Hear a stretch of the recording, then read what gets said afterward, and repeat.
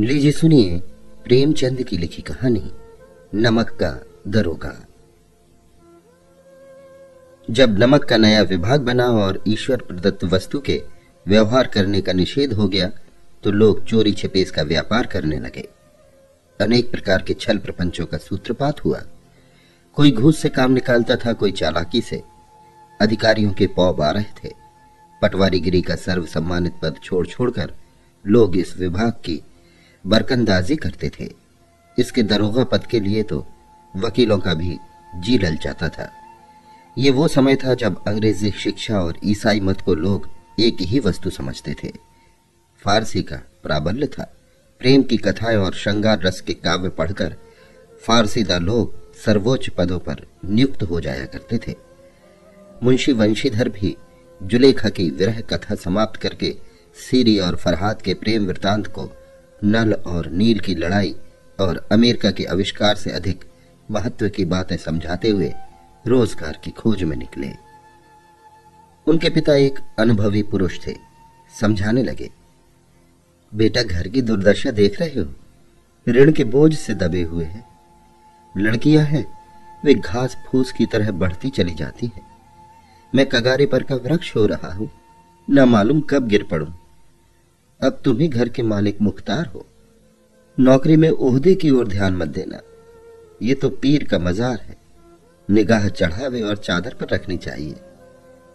ऐसा काम ढूंढना जहां कुछ ऊपरी आय हो।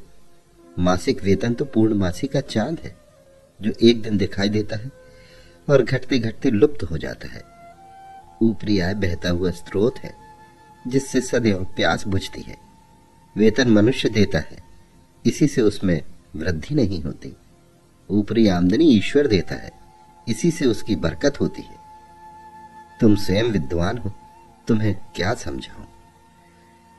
इस विषय में विवेक की बड़ी आवश्यकता है।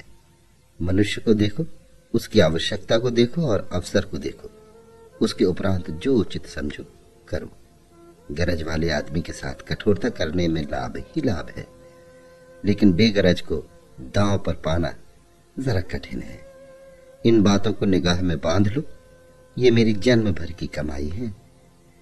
इस उपदेश के बाद पिताजी ने आशीर्वाद दिया। वंशीधर आज्ञाकारी पुत्र थे। ये बातें ध्यान से सुनी और तब घर से चल खड़े हुए। इस विस्तृत संसार में उनके लिए धैर्य अपना मित्र, बुद्धि अपनी पथ प्रदर्शक और आत्मावलंबन ही अपना सहायक था। लेकिन अच्छे शकुन से चले थे।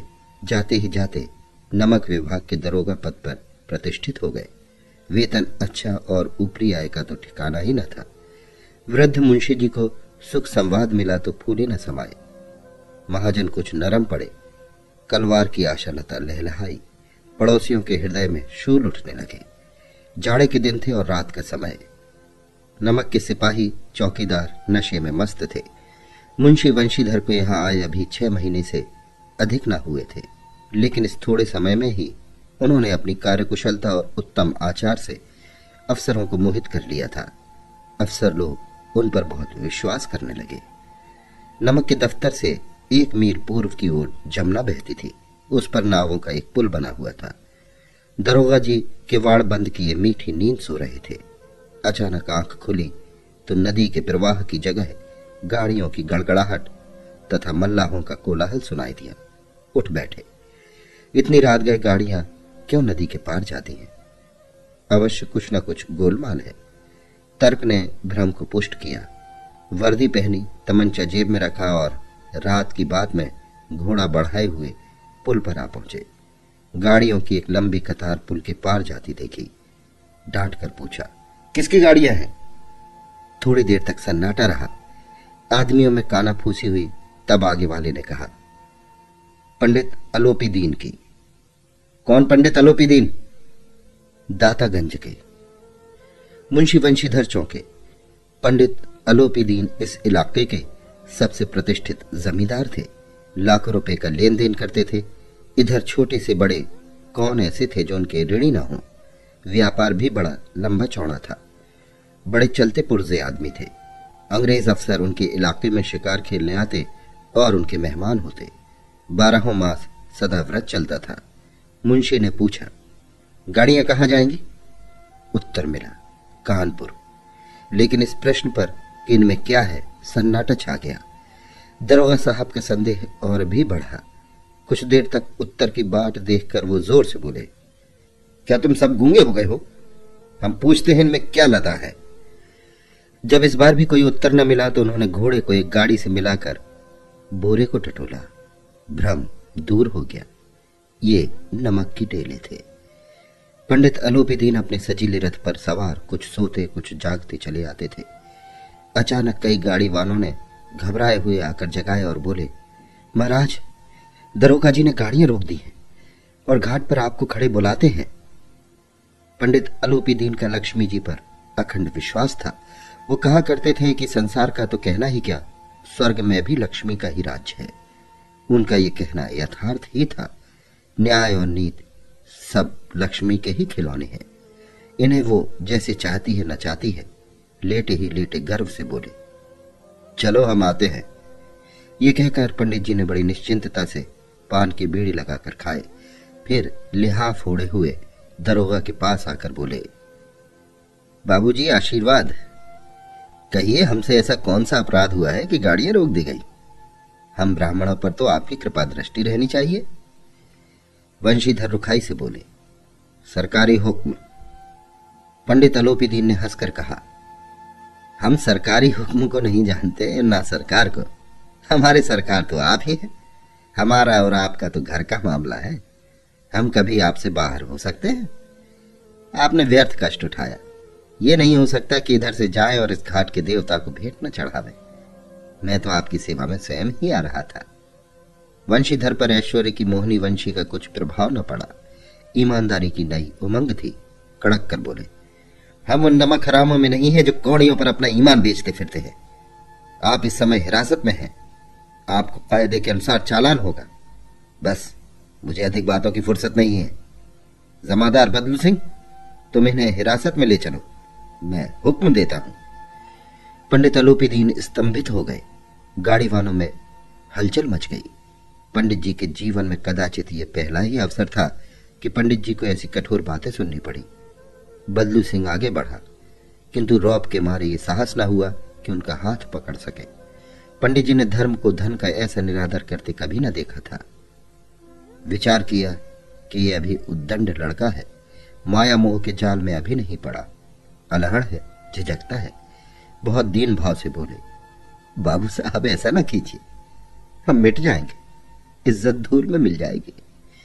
हमारा अपमान करने से आपके हाथ क्या आएगा? हम किसी तरह आपसे बाहर थोड़े ही हैं। वंशीधर ने कठोर स्वर में कहा, हम ऐसी बातें नहीं सुनना चाहते। अलोपीदीन ने जिस सहारे को चट्टान समझ रखा था वो पैरों के नीचे खिसकता हुआ मालूम हुआ। स्वाभिमान और धन ऐश्वर्य की कड़ी चोट लगी, किंतु अभी तक धन की सांख्यिक शक्ति का पूरा भरोसा था। अपने मुख्तार से बोले, लाला जी, 1000 के नोट बाबू साहब की भेंट करो। आप इस समय भूखे सिंह हो रहे हैं। वंशीधर ने गर्म होकर कहा, 1000 नहीं, 1,00,000 भी मुझे सच्चे मार्ग से नहीं हटा सकते। धर्म की इस बुद्धिहीन दृढ़ता और देव दुर्लभ त्याग पर मन बहुत झुंझलाया। अब दोनों शक्तियों में संग्राम होने लगा। धन ने उछल उछल कर आक्रमण करने शुरू किए। 1 से 5, 5 से 10, 10 से 15, 15 से 20,000 तक नौबत पहुंची, किंतु धर्म अलौकिक वीरता के साथ बहुसंख्यक सेना के सम्मुख अकेला पर्वत की भांति अटल अविचलित खड़ा था। अलोपीदीन निराश होकर बोले, अब इससे अधिक मेरा साहस नहीं, आगे आपको अधिकार है। वंशीधर ने अपने जमादार को ललकारा। बदलू सिंह मन में दरोगा जी को गालियां देता हुआ पंडित अलोपीदीन की ओर बढ़ा। पंडित जी घबराकर 2-3 कदम पीछे हट गए। अत्यंत दीनता से बोले, बाबू साहब, ईश्वर के लिए मुझ पर दया कीजिए। मैं 25,000 पर निपटारा करने को तैयार हूं। असंभव बात है। 30,000 पर? किसी तरह भी संभव नहीं। क्या 40,000 पर भी नहीं? 40,000 नहीं, 40 लाख पर भी असंभव है। बदलू सिंह, इस आदमी को हिरासत में ले लो। अब मैं एक शब्द भी नहीं सुनना चाहता। धर्म ने धन को पैरों तले कुचल डाला। अलोपीदीन ने एक हष्ट पुष्ट मनुष्य को हथकड़ियां लिए हुए अपनी तरफ आते देखा। चारों ओर निराश और कातर दृष्टि से देखने लगे। इसके बाद मूर्छित होकर गिर पड़े। दुनिया सोती थी पर दुनिया की जीभ जागती थी। सवेरे देखिए तो बालक वृद्ध सबके मुंह से यही बात सुनाई देती थी। जिसे देखिए वही पंडित जी के इस व्यवहार पर टीका टिप्पणी कर रहा था। निंदा की बौछारें हो रही थी, मानो संसार से अब पापी का पाप कट गया। पानी को दूध के नाम से बेचने वाला ग्वाला, कल्पित रोजनामचे भरने वाले अधिकारी वर्ग, रेल में बिना टिकट सफर करने वाले बाबू लोग, जाली दस्तावेज बनाने वाले सेठ और साकार, ये सब के सब देवताओं की भांति गर्दनें चला रहे थे। जब दूसरे दिन पंडित अलोपीदीन अभियुक्त होकर कांस्टेबलों के साथ हाथों में हथकड़ियां, हृदय में ग्लानि और शोभ भरे लज्जा से गर्दन झुकाए अदालत की तरफ चले तो सारे शहर में हलचल मच गई। मेलों में कदाचित आंखें इतनी व्यग्र न होती होंगी। भीड़ के मारे छत और दीवारों में कोई भेद न रहा। किंतु अदालत में पहुंचने की देर थी। पंडित अलोपीदीन इस अगाध वन के सिंह थे। अधिकारी वर्ग उनके भक्त, अमले उनके सेवक, वकील मुख्तार उनके आज्ञा पालक और अर्दली चपरासी तथा चौकीदार तो उनके बिना मोल के गुलाम थे। उन्हें देखते ही लोग चारों तरफ से दौड़े। सभी लोग विस्मित हो रहे थे, इसलिए नहीं कि अलोपीदीन ने यह कर्म किया, बल्कि इसलिए कि वो कानून के पंजे में कैसे आए। ऐसा मनुष्य जिसके पास असाध्य साधन करने वाला धन और अनन्य वाचालता हो, वो क्यों कानून के पंजे में आए? प्रत्येक मनुष्य उनसे सहानुभूति प्रकट करता था। बड़ी तत्परता से इस आक्रमण को रोकने के निमित्त वकीलों की एक सेना तैयार की गई। न्याय के मैदान में धर्म और धन में युद्ध ठन गया। वंशीधर चुपचाप खड़े थे। उनके पास सत्य के सिवा न कोई बल था, न स्पष्ट भाषण के अतिरिक्त कोई शस्त्र। गवाह थे किंतु लोभ से डवाडोल। यहां तक कि मुंशी जी को न्याय भी अपनी ओर से कुछ खिंचा हुआ दिख पड़ता था। वो न्याय का दरबार था, परंतु उसके कर्मचारियों पर पक्षपात का नशा छाया हुआ था। किंतु पक्षपात और न्याय का क्या मेल? जहां पक्षपात हो वहां न्याय की कल्पना नहीं की जा सकती। मुकदमा शीघ्र ही समाप्त हो गया। डिप्टी मजिस्ट्रेट ने अपनी तजवीज में लिखा, पंडित अलोपीदीन के विरुद्ध दिए गए प्रमाण निर्मूल और भ्रमात्मक है। वो एक बड़े भारी आदमी है। ये बात कल्पना के बाहर है कि उन्होंने थोड़े लाभ के लिए ऐसा दुस्साहस किया हो। यद्यपि नमक के दरोगा मुंशी वंशीधर का अधिक दोष नहीं है, लेकिन ये बड़ी खेद की बात है कि उसकी उद्दंडता और विचारहीनता के कारण एक भले मानुस को कष्ट झेलना पड़ा। हम प्रसन्न हैं कि वो अपने काम में सजग और सचेत रहता है, किंतु नमक के मुकदमे से बड़ी हुई नमक से हलाली ने उसके विवेक और बुद्धि को भ्रष्ट कर दिया। भविष्य में उसे होशियार रहना चाहिए। वकीलों ने यह फैसला सुना और उछल पड़े। पंडित अलोपीदीन मुस्कुराते हुए बाहर निकले। स्वजन बांधवों ने रुपए की लूट की। उदारता का सागर उमड़ पड़ा। उसकी लहरों ने अदालत की नींव तक हिला दी। जब वंशीधर बाहर निकले तो चारों ओर उनके ऊपर व्यंग बाणों की वर्षा होने लगी। चपरासियों ने झुक झुक कर सलाम किए, किंतु इस समय एक कटु वाक्य, एक एक संकेत उनकी गर्वाग्नि को प्रज्वलित कर रहा था। कदाचित इस मुकदमे में सफल होकर वो इस तरह अकड़ते हुए न चलते। आज उन्हें संसार का एक खेदजनक विचित्र अनुभव हुआ। न्याय और विद्वता, लंबी चौड़ी उपाधियां, बड़ी बड़ी दाढ़ियां, ढीले चौगे, एक भी सच्चे आदर का पात्र नहीं है। वंशीधर ने धन से बैर मोल लिया था, उसका मूल्य चुकाना अनिवार्य था। कठिनता से एक सप्ताह बीता होगा कि मुअत्तली का परवाना आ पहुंचा। कार्यपरायणता का दंड मिला। बेचारे भग्न हृदय, शोक और खेद से व्यथित घर को चले। बूढ़े मुंशी जी तो पहले ही से कुड़बुड़ा रहे थे कि चलते चलते इस लड़के को समझाया था, लेकिन इसने एक न सुनी। सब मनमानी करता है। हम तो कलवार और कसाई के तगादे से हैं। बुढ़ापे में भगत बनकर बैठे और वहां बस वही सूखी तनख्वाह। हमने भी तो नौकरी की है और कोई ओहदेदार नहीं थे, लेकिन काम किया, दिल खोल कर किया। और आप ईमानदार बनने चले हैं। घर में चाहे अंधेरा हो, मस्जिद में अवश्य दिया जलाएंगे। खेद ऐसी समझ पर। पढ़ना लिखना सब अकारत गया। इसके थोड़े ही दिनों बाद जब मुंशी वंशीधर इस दुरावस्था में घर पहुंचे और बूढ़े पिताजी ने समाचार सुना तो सिर पीट लिया। बोले, जी चाहता है कि तुम्हारा और अपना सिर फोड़ लूं। बहुत देर तक पछता पछता कर हाथ मलते रहे। क्रोध में कुछ कठोर बातें भी कही, और यदि वंशीधर वहां से टल न जाता तो अवश्य ही ये क्रोध विकट रूप धारण करता। वृद्ध माता को भी दुख हुआ। जगन्नाथ और रामेश्वर यात्रा की कामनाएं मिट्टी में मिल गईं। पत्नी ने कई दिनों तक सीधे मुंह बात तक नहीं की। इसी प्रकार एक सप्ताह बीत गया। सांझ का समय था। बूढ़े मुंशी जी बैठे बैठे नाम की माला जप रहे थे। इसी समय उनके द्वार पर सजा हुआ रथ आकर रुका। हरे और गुलाबी पर्दे, पछहिए बैलों की जोड़ी, उनकी गर्दन में नीले धागे, सींग पीतल से जड़े हुए, कई नौकर लाठियां कंधों पर रखे साथ थे। मुंशी जी अगवानी को दौड़े तो देखा पंडित अलोपी दीन है। झुककर दंडवत की और लल्लो चप्पो की बातें करने लगे। हमारा भाग्य उदय हुआ जो आपके चरण इस द्वार पर आए। आप हमारे पूज्य देवता हैं। आपको कौन सा मुंह दिखावे? मुंह में तो कालिख लगी हुई है, किंतु क्या करें, लड़का अभागा कपूत है, नहीं तो आपसे क्या मुंह छिपाना पड़ता है। ईश्वर ने संतान चाहे रखे, पर ऐसी संतान न दे। अलोपी दीन ने कहा, नहीं भाई साहब, ऐसा ना कहिए। मुंशी जी ने चकित होकर कहा, ऐसी संतान को और क्या कहूं? अलोपी दीन ने वात्सल्यपूर्ण स्वर में कहा, कुल तिलक और पुरखों की कीर्ति उज्जवल करने वाले संसार में ऐसे कितने धर्मपरायण मनुष्य हैं जो धर्म पर अपना सब कुछ अर्पण कर सके। पंडित अलोपी दीन ने वंशीधर से कहा, दरोगा जी, इसे खुशामद न समझिए। खुशामद करने के लिए मुझे इतना कष्ट उठाने की जरूरत न थी। उस रात को आपने अपने अधिकार बल से अपनी हिरासत में लिया था, किंतु आज मैं स्वेच्छा से आपकी हिरासत में आया हूं। मैंने हजारों रईस और अमीर देखे, हजारों उच्च पदाधिकारियों से काम पड़ा, किंतु परास्त किया तो आपने। मैंने सबको अपना और अपने धन का गुलाम बनाकर छोड़ दिया। मुझे आज्ञा दीजिए कि आपसे कुछ विनय करूं। वंशीधर ने अलोपी दीन को आते देखा तो उठकर सत्कार किया, किंतु स्वाभिमान सहित। समझ गए कि ये महाशय मुझे लज्जित करने और जलाने आए हैं। क्षमा प्रार्थना की चेष्टा नहीं की, वरन उन्हें अपने पिता की ठकुर सोहाती की बात असह्य सी प्रतीत हुई। पर पंडित जी की बातें सुनी तो मन की मैल मिट गई। पंडित जी की ओर उड़ती हुई दृष्टि से देखा, सद्भाव झलक रहा था। गर्व ने अब लज्जा के सामने सिर झुका दिया। शर्माते हुए बोले, ये आपकी उदारता है जो ऐसा कहते हैं। मुझसे जो कुछ अभिनय हुई है उसे क्षमा कीजिए। मैं धर्म की बेड़ी में जकड़ा हुआ था, नहीं तो वैसे मैं आपका दास हूं।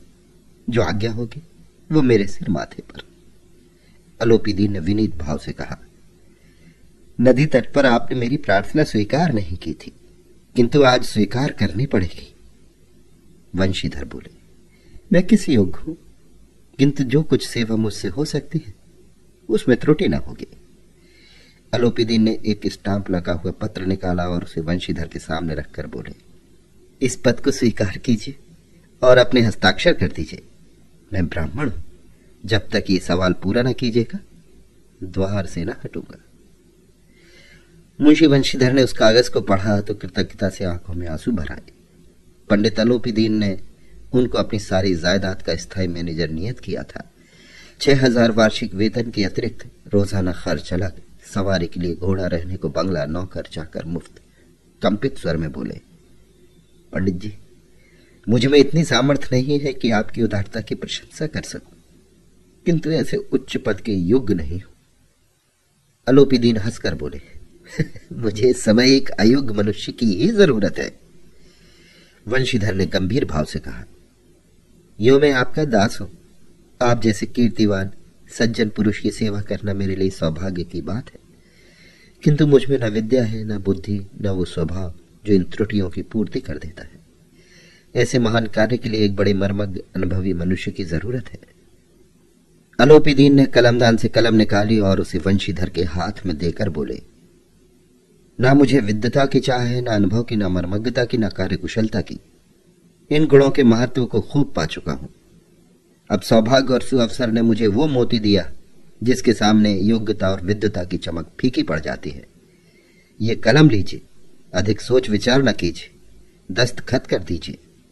परमात्मा से यही प्रार्थना है कि वो आपको सदैव वही नदी किनारे वाला बेमुरव्वत, उद्दंड, कठोर परंतु धर्मनिष्ठ दरोगा बनाए रखे।